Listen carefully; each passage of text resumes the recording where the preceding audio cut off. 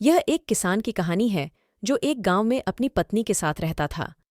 उनके पास एक छोटी सी जमीन थी जहां वे सब्जियों की खेती करते थे और उन सब्जियों को बाजार में बेच देते थे। गांव में एक सरोवर के पास एक मंदिर बना हुआ था। गांव के लोग सरोवर की देवी को मछली और सरोवर किनारे लगे पेड़ के आम चढ़ाते थे, इसलिए सभी को अपने स्वार्थ के लिए पेड़ और झील का उपयोग करने की मनाही थी।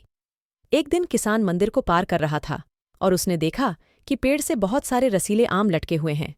उसने चारों ओर देखा और पाया कि आस पास कोई नहीं था। यह अच्छा अवसर पाकर उसने जल्दी से पेड़ से एक आम तोड़ा और उसे धोने के लिए सरोवर के किनारे चला गया। जैसे ही वह सरोवर में गया, उसने देखा कि कई मछलियां तैर रही हैं। उत्साहित किसान सरोवर से आधा दर्जन मछलियां पकड़ खुशी खुशी घर वापस चला गया।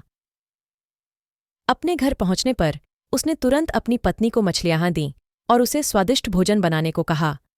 पर जब पत्नी ने मछली का पहला टुकड़ा खाया तो वह तुरंत बेहोश हो गई। जैसे ही वह बेहोश हुई, पीछे से एक आवाज आई। आवाज ने किसान से कहा कि उसे उसके लालच की सजा मिली है। किसान ने अपनी गलती के लिए माफी मांगी और अपनी पत्नी को बचाने का अनुरोध किया।